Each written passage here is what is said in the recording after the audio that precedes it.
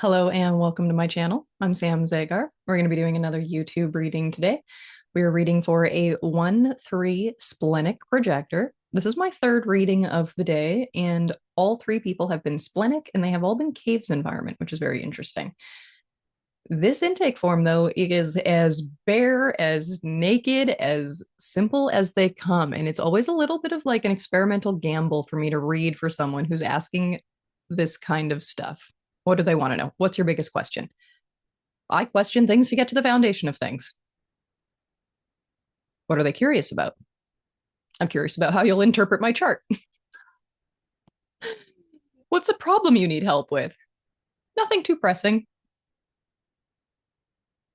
Nothing too pressing. They want to get to the foundation of things. They want to know what I see. So they gave me not much information and they kind of held back on giving me a couple of other things, which tells me this person is like not testing me. I don't feel tested because I feel invited, but there is a deep curiosity. I want to get to the foundation of things. And what really stands out to me right off the bat is not only the first line profile, but it's the fact that hidden underneath that first line in that personality, sun and earth, is a fourth color and a fourth tone. Now, what's really significant about what I'm saying here is we're dealing with a one and then we're dealing with two fours. Now, when we deal with the concept of transference within human design, here's a little rhyme to help you. A difference of 3 transference will be. Now, we deal with the numbers 1 to 6 very frequently in human design. 6 is a tonal level, 6 is a color level, 6 is a line level. And when we're going between the numbers of 1 to 6, a difference of 3 will create the transferred number. So if we have a 1, we transfer to a 4. A 2 becomes a 5, a 3 becomes a 6, and vice versa. A 6 becomes a 3, a 5 becomes a 2, a 4 becomes a 1. It's kind of looking at the binary expression of things, the duality expression of things, and going, it's one way on this side, it's another way on this side. So part of what I pointed out there was that 1 and a 4 are kind of sides of each other. They're kind of these binary opposites of each other. And when I'm looking at this person's mind, that's the first thing that stands out to me is that the color and the tone are quite opposite from the level of the profile. Now, I'm going to dig into this a little bit more. Being a first line researcher investigator, I'm very curious. So if we go over one keynotes, there's the chameleon, there's empathic, there's an introspective, there's digging into curiosity. What is the research? How do I investigate? What's the foundation? Is this solid? Can I trust it? Now, 1 is the bottom of the lower trigram. Bottom of any trigram will always deal with resources. But when we're dealing with the 1, we're dealing with information as a resource. When we're dealing with the 4, there's a little bit more emphasis on the people or the relationship as the resource, not so much the information within the relationship. So on this first level, I'm meeting this projector aura. Okay. So the projector aura is focused, it's penetrating. Really, it is looking for monopoles to grab, to know who to guide, to be able to ask questions, to get to know the people around them. Okay. So I have like this natural kind of like pointy curiosity that comes from kind of any projector type. But then there's this real curiosity of the fact that I've got his first line profile behind it. Okay. But then when I'm looking at the actual mind, how is this person motivated? How are they mentally oriented, really? I've got a receptive mind. Now, anything that is receptive, it's because the tonal level is either going to be 4, 5, or 6. This is a tonal level 4. Tonal level 4 gives us meditation sense. Because this person has meditation sense, they have a receptive mind. Tonal level creates orientation.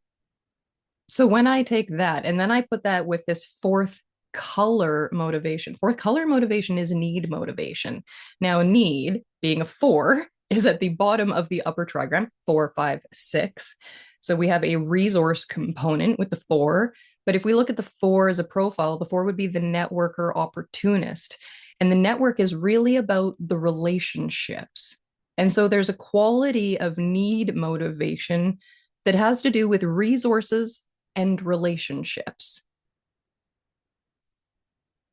Now, the difference between fear and need in many ways is that fear will learn for its own discovery purposes, whereas need will learn so that it can give education to other people. Need learns so that it can educate the network, whereas fear learns because it has more of like its own internal curiosity. Now, you have to consider trajectory if you're going to get into that because it gets more specific, but this isn't so much a trajectory or motivation conversation. This is about this person. And what really stands out for me with this splenic projector is that I have a mind that is meant to take in, receive, store, take in, absorb. And really, it's meant to take things in, one, based on what it has a natural curiosity for. That first line profile is digging for information that it wants to store. But there's this quality of meditation. It's going to kind of like sit with it, think on it, process it, look at it from all of these different ways. But then it's really meant to provide education back to, well, let's go to type for this one, back to the people that recognize that this person has the education. Type becomes so significant. I knew it was going to get sunny. I knew it was going to blind me. Sometimes I can close my eyes and just like really read for my own inner world. And I have missed the sunlight so bad. I might actually just do that. I might be like, okay, look at the mechanics, go back to the reading.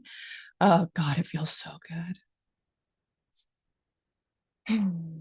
I have much more to say though, because I'm really on a roll riffing with this one because certain things absolutely stand out to me. Because while I'm looking so deeply at like,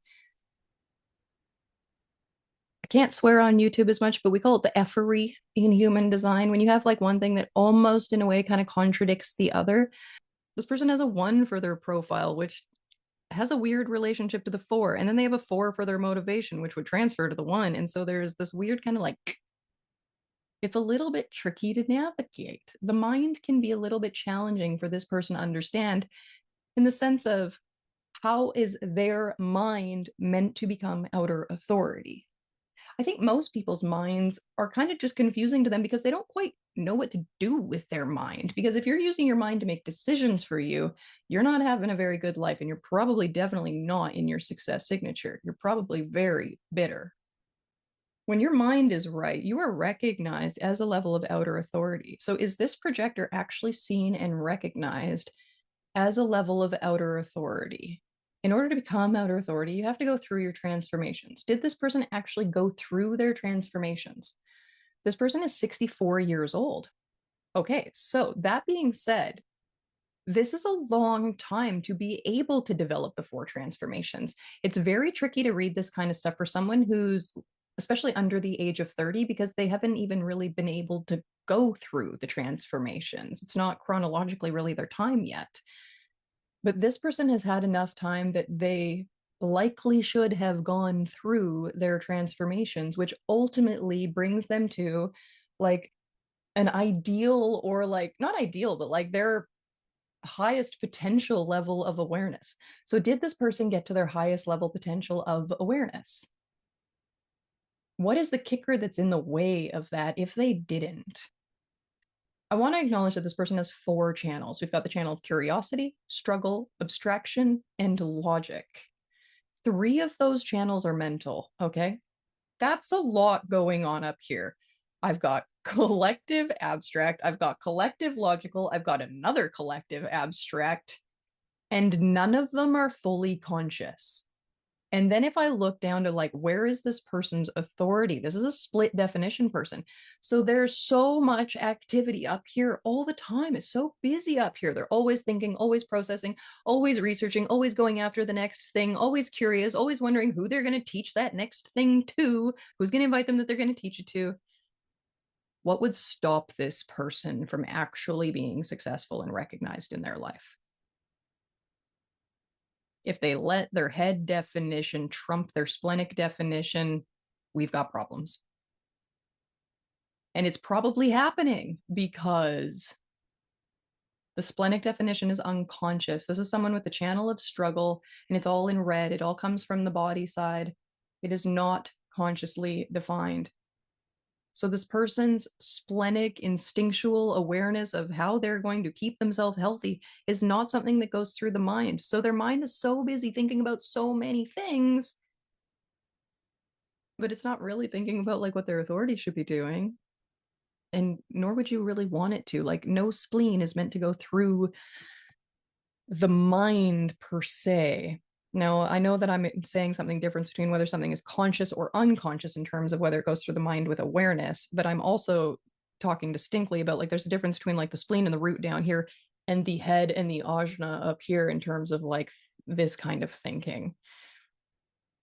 I think this person is an overthinker. Like, I'm so stuck on the brain. I'm so stuck on the mind. I'm so stuck on the motivation. There's so much going on up here. I want to know, did this person really get into their body? Did they find the struggle worth fighting for? And did it bring them their success? It means that they would have had to have been empowering. Like where this person's authority is an individual circuitry. Individual circuitry says, I lead myself, I go my own way. Honestly, it says, like, don't bug me, don't interfere with me, let me do my own thing, just watch or just listen. It's not just about watching, right? Individual isn't just about like observation empower. More than anything, it's much more actually about acoustic empowerment. So it's actually significantly more important for me to say, listen to these people. Don't watch these people. Listen to these people. Listen to them talk about their struggles. Did they find a way through something? And is it empowering? It's kind of a like a way of saying inspiring, but not really. Like, did it give you a level of personal power to hear something acoustically from this person? And it's not, I'm not talking to them, I'm talking to the people that they would be talking to.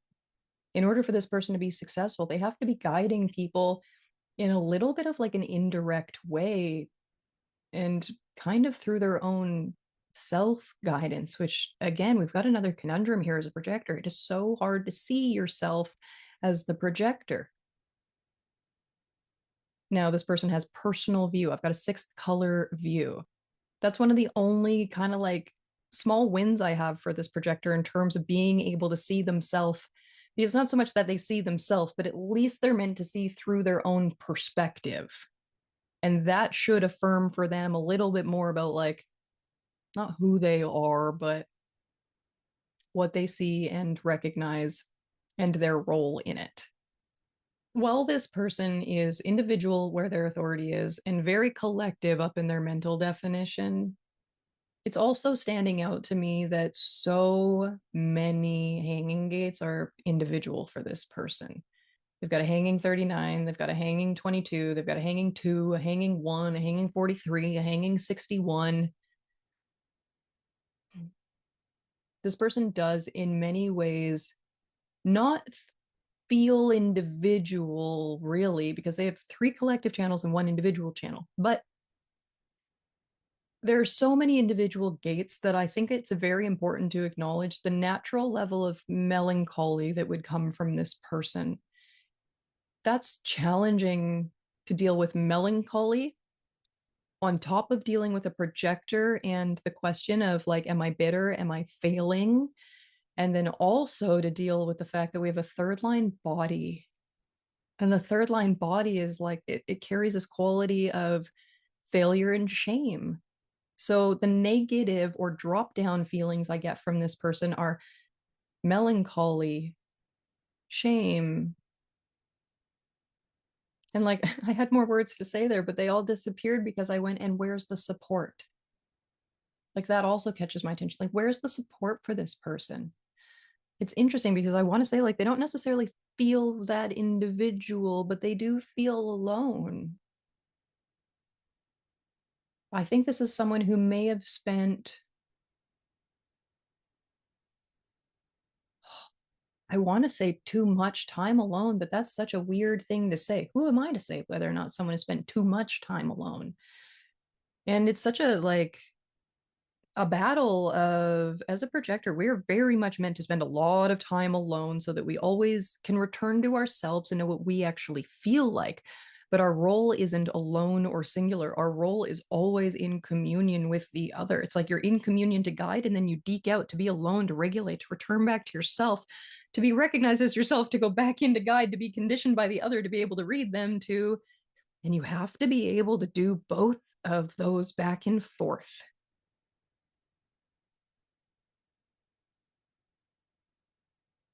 And I wonder if maybe this person spent too much time alone. Now, aloneness has like a two quality to it, and this person is not a two. There's no profile two, there's no second color, there's no second tone. Like I don't get a lot of two out of this person. So it's not aloneness as in like hermit. It's honestly aloneness the way I see kind of the 1-3 profile in terms of like looking at the ground, looking at their feet, like maybe just a little bit too lost in your own space, too lost in your own world, and a little too disappointed with the world around you. Maybe you're thinking that there's not too many risks worth taking anymore, which could be a smart thing. I don't, this is not the age where I want to be taking a lot of risks. Like beyond six, well, beyond 50 in human design is considered like the flowering time. Like it's really like this is your mature time, this is your wise time, this is your, and it doesn't have much of a component of like trying too hard anymore. It has more of a component of like embracing what you got or what you managed or what became rather than going for more. There's probably not so much a more quality for this person. There's probably a less quality. They refined things. They got rid of things. They let things go. They figured out what didn't work. But I am still getting this sense of aloneness, melancholy, disappointment, and a want for connection, even though that was not acknowledged in the intake form. But whenever I hear or feel from a projector that there's this, like, there's the want for connection, more than anything, it's like it's the want to be seen, it's the want to be recognized, it's the connection with someone else where they actually like see you, feel you, recognize you, know you. And I'm not sure that the person that I'm reading for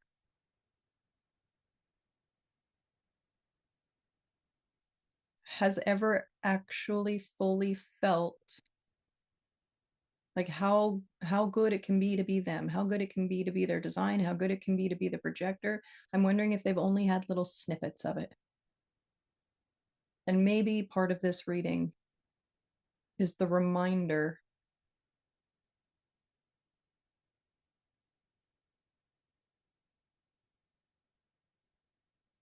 that they still can have it.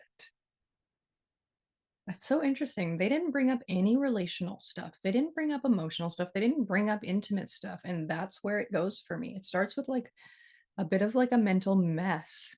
And it just kind of navigated through and brought me to a place of I want this person to still experience and feel what they know things can feel like, but they haven't ever experienced it for a long enough time to fully believe it. I need this person to see to believe, which is a very funny thing to say when they have the channel of curiosity. I need them to see to believe. Maybe I help them see.